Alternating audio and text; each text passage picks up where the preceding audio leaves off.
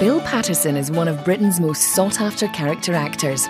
It's hard to imagine TV drama without him. No, and you would be right.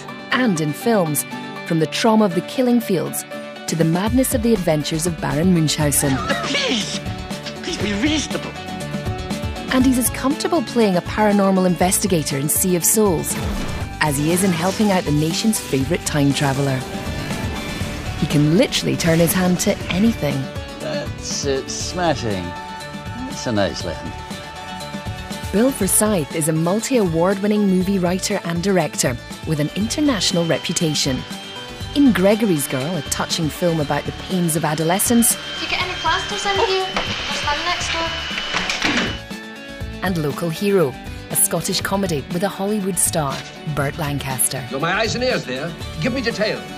He's made two of the best-loved films to have come out of Scotland. Are you sure there are 2 L's in dollar, Gideon? Yes. And are there 2 G's in bugger off? Actor and director made the film Comfort and Joy together in the early 80s and discovered they had a lot more in common than a love of film. We brought these 2 Glasgow boys together on the River Clyde to talk about their remarkably similar childhoods and the business of making movies.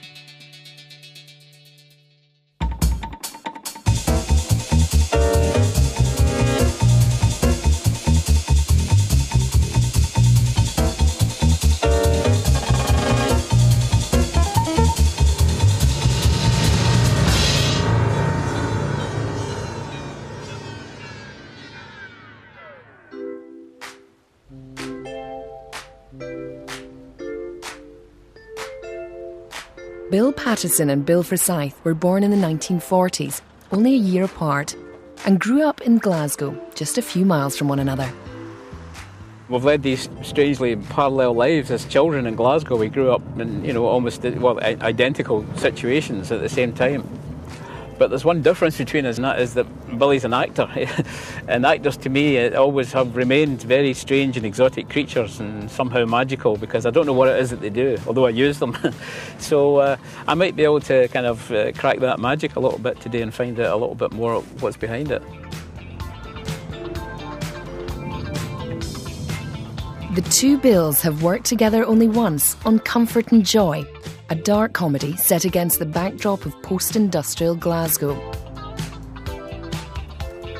Today, Bill and Bill are revisiting some of the film's locations, if they can see them through the fog. Comfort and Joy, to some extent, was rather touching because it was, I think, kind of autobiographical. It was biographical anyway, a bit about me, and it was a bit about Bill, and it was a bit about Glasgow. If memory serves, I think Billy was in the frame even as I was writing the script. I mean, that was one of the luxuries of being a writer and then getting to make the film as well, because as I was writing it, I think I was imagining Billy in the part. Anyway, the fun starts now, because Dickie Bird is here to get you up, get you to work, or whatever it is you have to be by 9. Don't you know what they say about the early worm? What did he say? It always gets the bird. Yeah, it's the Dickie Bird Early Worm Show. When I read the script, Bill said, this is about a man's relationship with his partner, but mainly with his BMW. And I had a terrible bit of news up my sleeve. I couldn't drive.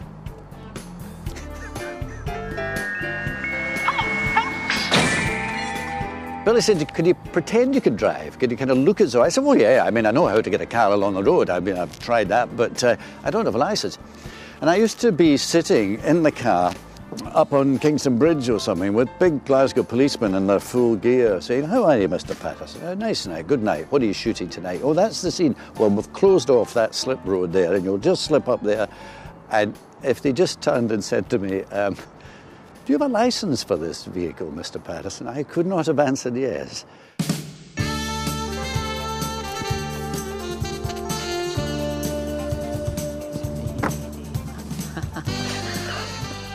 Well, I never. Hello, darling. How are you? How are you doing? I'm here 27. Lovely to see you. I'm here 27 years. 27 years. Now, this was it. Well, this is the Kingston Bridge. I know. I remember the ball. The bridge was there yesterday, but it's They got rid of gone. that very quickly, didn't they? How fantastic to see you now. We found this. Right. Acceptable, isn't it? It's very acceptable, yes. No yes. dent yet. Yes. Not bashed. I was thinking, because we were both Bill in the film.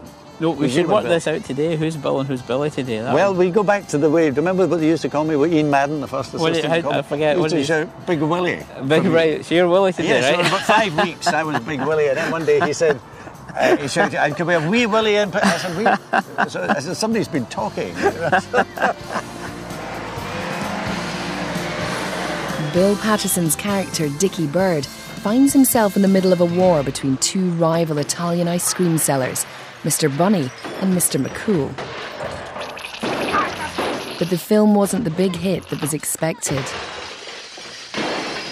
Do you feel that Comfort and Joy was like the third light after Local Hero and Gregory's Hill? Like, you know, the critics, to some extent, it was a much less accessible film. Do you think that they were waiting to... I don't go in for conspiracy theories, really, you know, critics or whatever. This is another confession.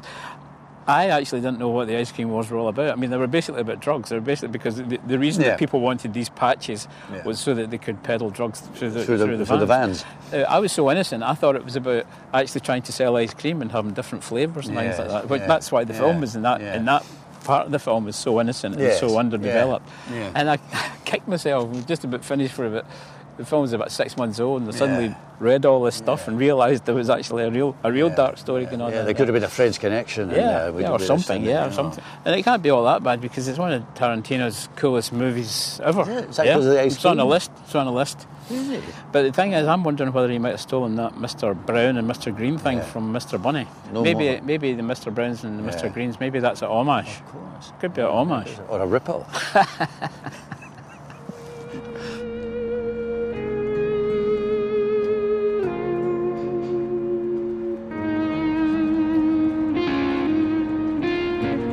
In the 1950s and 60s, like many working-class families in the west of Scotland, the Forsyths and the Pattersons would join the annual exodus for a holiday trip down the water to Millport.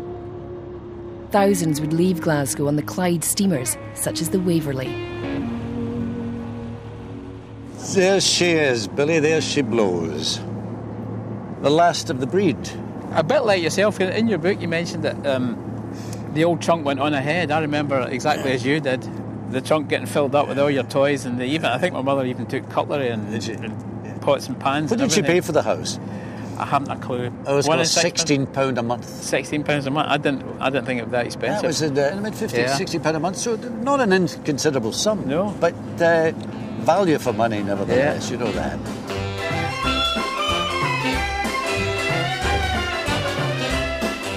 Traditionally, fathers stayed at home to work and, come Friday, would get the boat to join their families for the weekend.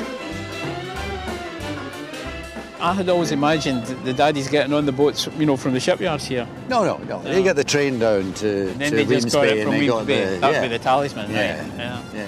Did your daddy go back in the daddy boat? Yeah, I remember every Friday night we used to wait for the daddy boat coming in. Arriving on Sunday night. And then we'd all get a fish supper. Go home. Yeah. I think it was a good arrangement for everybody. Nowadays I think of what the old guys, the fathers, they must have had a great time having the house to themselves. A week to themselves and up there. Getting up to all kind of things you can't imagine. Who knows? There's a play in there. There's maybe a movie in there. Yeah, the daddy boat. For that, the daddy boat. It's a lovely title, isn't it? Camera's off. Thanks. We're going to discuss a project.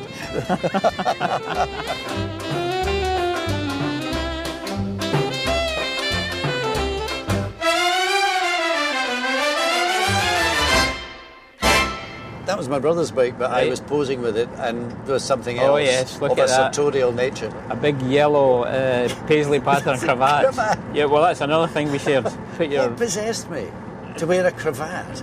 Total passion colour. It was a pale lemon. It was I can tell that from here. I can tell that paisley. from here. Maybe the paisley pattern because we went during the Paisley Fair holiday. Well, I was the very same. I had a collection of very cheap. I used to get them in Woolworths cravats. And I used to I used to dab them with Old Spice, so they would kind of attract. Ridiculous. Only guys like Leslie Phillips wore cravats. I know. But I could only have done it at Millport. I would only have got away with it at Millport.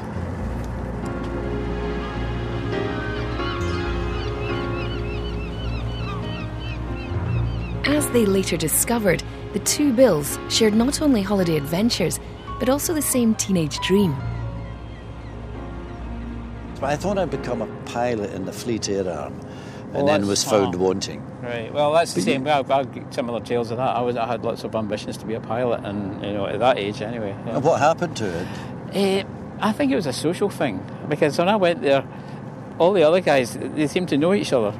Even I remember standing for a medical, and first of all, everybody was about, their shoulders were up here, and they were all talking the same language. They're all public school boys.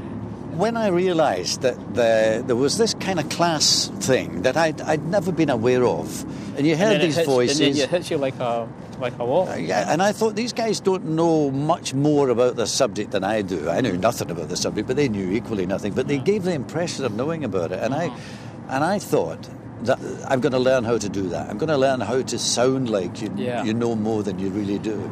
The joke is, I mean, within a year, I came back from that kind of trip with, my whole kind of life plan, in tatters. And within 8 months, I was in the film business. But I came back from my interviews, the failed interviews, on the night that Real Madrid and Eintracht were playing at Hamden. So nobody was cared less about my travels. The whole city was just talking about that. Were you into football at all? Not big, no. Were you? See, that's another thing in common. I've never had any interest in football whatsoever. I was so uninterested in club football that we supported Third Lanark. That's how uninterested. Well, if anyone asked me, I used to say Hearts because they were somewhere else. Yeah. There was a kind of abstract thing to say. It didn't mean anything, and it closed the conversation down. And then when I joined the film business, guess what? The irony: people I worked with, Eddie McConnelly got a contract to shoot football matches for the BBC. So I was out every Wednesday, and I think I got £2.10 shillings to go to Aberdeen to assist in shooting the matches. Camera? I was assistant cameraman, doing all the loading and stuff like that. Eddie McConnell, the cameraman, he used to say, features, well, you don't need to make features. I make a feature every Saturday. I go out there, I shoot 90 minutes. It's passion, it's life, it's love, it's death, But I used to steal the short ends from after the end, the film, the bits of film that were left, and that's what I started to make my films with. Well, it's kind of good then that Gregory's Girl really, even though you weren't, the football wasn't the passion, it was the relationships, but the football was. Well, I think you shot that stuff well, all that football. You don't look too closely. No, but nobody can look closely at football in movies. But you see, I think when you're making films, I don't know what it's like acting. You've got to put a little awkwardness in for yourself. You've got to be a little perverse, and that was my perversity with Gregory's Girl, because I was using a subject that I had no interest in, and I think that's something you've got to do just to keep yourself off kilter, Look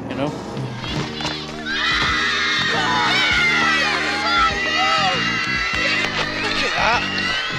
It's disgusting. That's perverse. In a football field, with kids watching. That's the sort of thing that gives football a bad name. Though Gregory's Girl was Bill Forsyth's first big hit, the man himself wasn't an overnight success. He spent 7 years directing corporate films and short documentaries before discovering the amateur actors of the Glasgow Youth Theatre, including the young star-to-be of Gregory's Girl. I want to run the movies. With their help and a tiny budget, he put together his first feature film. That sinking feeling. Hey Andy, your sister will kill you if you get holding her tights. Well, you did say it was a robbery, didn't you? You better watch you don't go too fast. These tights are run resistant. You could break a leg.